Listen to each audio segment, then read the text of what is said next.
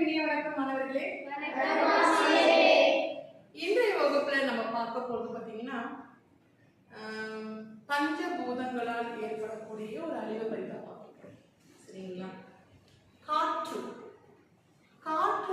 மிகவும் இனிமையானது. அதுவும் காற்றுல பாத்தீங்கன்னா தென்றல் மிகவும் இனிமையானது.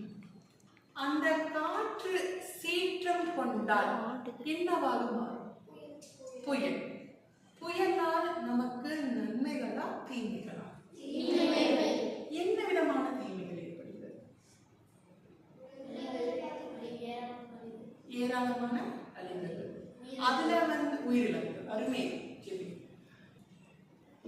இன்னைக்கு நம்ம புயலால ஏற்படக்கூடிய பாதிப்புகள் என்ற தலைப்புல கோண காற்று பாட்டு என்ற பாடல பார்க்க போறோம். என்னமா?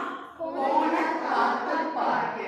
கோண காற்று பாட்டுனா உனக்கு என்ன சொல்றது? கோண காற்றுனா என்னமா? காற்று. கோண அப்படின்னா தாறுமாறாக, அதாவது எந்த திசையில் காற்று வீச தெரியாம எல்லா பக்கமும் வீசக்கூடியது கோண அப்படிங்கிறோம். இப்ப கோண காற்று. அப்போ அந்த காற்று எப்படி தாறுமாறாக வீசினால் என்ன மாதிரியான பாதிப்புகள் ஏற்படும் அதை சொல்லக்கூடிய பாட்டுதான் கோண காற்று பாட்டு. இது இயற்றியவர் யார் அப்படின்னா வெங்கம்பூர் சாமிநாதன். யாருன்னா? வெங்கம்பூர் சாமிநாதன். கோண காற்று பாட்டு இயற்றியவர் யாருன்னா? இந்த கோண காற்று பாட்டு பாத்தீங்கன்னா நாட்டுப்புற பாடல். என்னமா? நாட்டுப்புற பாடல். நாட்டுப்புற பாடல்னா என்ன? வாய்மொழி இலக்கியம். என்ன சித்தா? வாய்மொழி இலக்கியம். அதுல கைதட்டலாம். அதாவது தன் உணர்வுகளை, தன் எண்ணங்களை வாய்மொழியாக பாடக்கூடிய பாட்டு என்ன சொல்லுவாங்க? நம்ம வாய்மொழி இலக்கியம் அல்லது நாட்டுப்புற பாட்டுங்கிறாங்க. இந்த நாட்டுப்புற பாட்டுல பாத்தீங்கன்னா இந்த கோண காற்று பாட்டுனால என்ன சொல்றாங்கன்னா அந்த காற்றால அந்த புயலால ஏற்படக்கூடிய பாதிப்புகளை சொல்லக்கூடிய பாடல்களை எல்லாம் தொகுக்கிறாங்க. தொகுக்கும்போது பாத்தீங்கன்னா அந்த பாட்டை சொல்றாங்கன்னா கும்மி பாடல்கள். என்னமா? கும்மி பாடல்கள். இந்த கோண காற்று பாட்டு பாத்தீங்கன்னா நாட்டுப்புற பாட்டு கும்மி பாட்டா இருக்கு. இந்த பாடலை தொகுத்து சொன்னா பஞ்ச கும்மிகள் என்ன சொல்றாங்க? என்னமா? பஞ்ச கும்மிகள். இந்த பஞ்ச கும்மிகள் என்ற பாடல் தொகுத்தவர் யாருன்னா சேராசு. யாருன்னா? சேராசு. அதாவது கோண காற்று பாடல் இயற்றியவர் யாருன்னா? வெங்கம்பூர் சாமிநாதன். கோண காற்று பாட்டு எந்த வகையான பாட்டு? நாட்டுப்புற பாடல எந்த வகையை சார்ந்தது? இந்த கும்மி பாடல்கள். அதாவது இந்த பஞ்சத்தால் ஏற்படக்கூடிய பாதிப்புகள் நிறைய இருக்கு இல்லையா?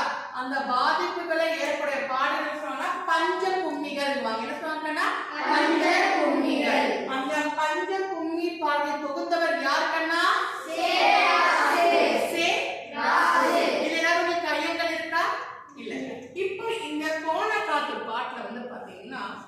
ஒரு 5 ஊர் பத்தி பார்க்க போறோம். எந்த ஊர்மா? 5 ஊர். அந்த 5 ஊர்ல முதல் பார்க்கிறது வாங்கல். என்னமா? வாங்கல்.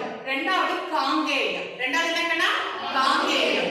மூணாவது தொண்டைமான் நாடு. என்னமா? தொண்டைமான் நாடு. நாலாவது கொல்லிமலை. என்னமா? கொல்லிமலை. அஞ்சாவது காலப்ப நாயக்கன் பட்டி. என்னமா? காலப்ப நாயக்கன் பட்டி. என்னடா 5 ஊர்கள் மகாலட்சுமி? சொல்லுங்க பார்க்கலாம். காங்கேயம், தொண்டைமான் நாடு, கொல்லிமலை, காலப்ப நாயக்கன் பட்டி. அருமை. கைதட்டலாம். உங்களுக்கு காங்கேயம் அப்படின்னு சொன்னது ஒரு நினைவுக்கு வருவது என்ன? காங்கேயம். அருமை. யாஷிகா என்ன சொன்னீங்க? சொல்லுங்க பார்க்கலாம். அருமை. அதாவது சென்ற வகுப்புல, அதாவது 7ஆம் வகுப்புல நம்ம பார்த்துட்டு ஞாபகம் இருக்குங்களா? அதாவது காங்கேயம் பாத்தீங்கன்னா காளை மாட்டிற்கு பெயர் போன நகரம். சரிங்களா? அந்த காலத்துல ராஜாக்களும் சரி உழவர்களும் சரி ஒரு காளை மாடு வாங்குறதா இருந்துச்சுன்னா காங்கேயம் நாட்டிற்கு சென்று அங்க இருக்கக்கூடிய காளைகளை வாங்குறது அவங்க பெருமையான விஷயம். சரிங்களா? காங்கேயம் அப்படின்னாலே எதுக்குன்னா காளை மாடு.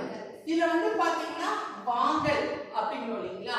இந்த வாங்கல் வந்து பாத்தீங்கன்னா அதிகமாக அந்த ஊர்ல என்ன இருக்குன்னா தென்னம்பிள்ளைகள் இருக்கு. என்னன்னா தென்னம்பிள்ளைகள். காங்கேய நாட்டு வந்து பருத்தி செடிகள். தொண்டைமான்ல வந்து ஏகப்பட்ட பல வகையான மரங்கள். கொல்லிமலைனா உங்களுக்கு என்ன சொல்லுது?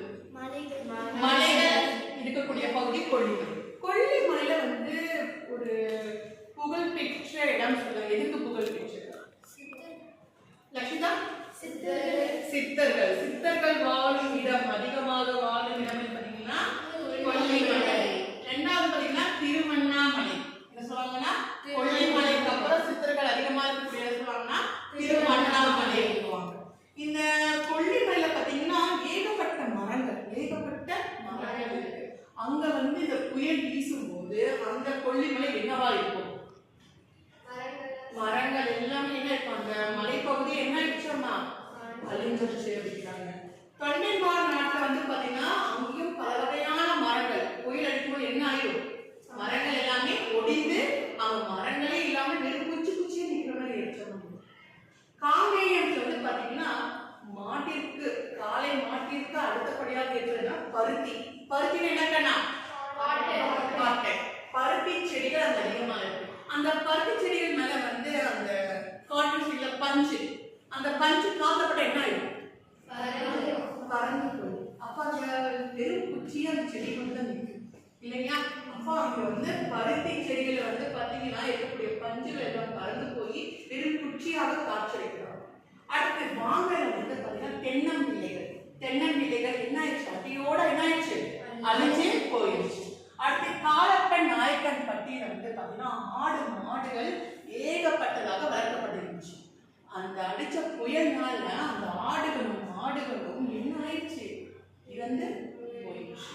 சரிங்களா? இப்போ உங்களுக்கு கேள்வி கேட்கலாமா? கோணக்காத்து பாலை இயற்றியவர் யார்? ஜெபின் ரோஷன்.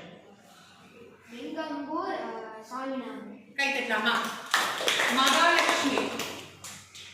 காங்கேயத்தில் எது அழிந்தது? பருத்தி செடி. கை தட்டலாம். அடுத்து இனியா. கோணக்காத்து பாலை சொல்லக்கூடிய பஞ்ச கும்மிகளை தொகுத்தவர் யார்? ராசு. அருமை. கை தட்டலாம். அடுத்தது யாஷிகா. வாங்கல் நாட்டில் எது அழிந்து போயிற்று? தென்னம்பிள்ளைகள். கை தட்டலாம். அப்போ நம்ம இதனுடைய தொடர்ச்சியை வந்து அடுத்த வகுப்புல பார்க்கலாம். நன்றி, வணக்கம்.